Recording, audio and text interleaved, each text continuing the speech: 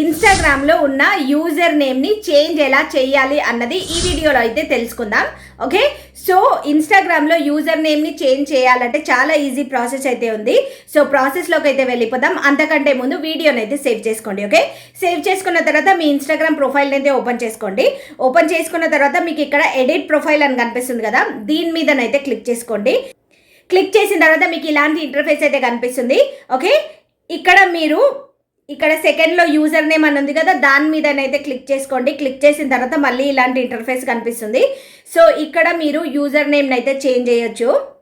Okay, and you can edit your user name up to 5 times in 30 minutes. అంటే 30 minutesలో 5 times వరకు మనం user నేమ్ని అయితే change అయితే చేసుకోవచ్చు అనమాట. ఓకే, సో మీరు ఇక్కడ మీకు నచ్చిన యూజర్ నేమ్ని అయితే సెట్ అయితే చేసుకోవచ్చు.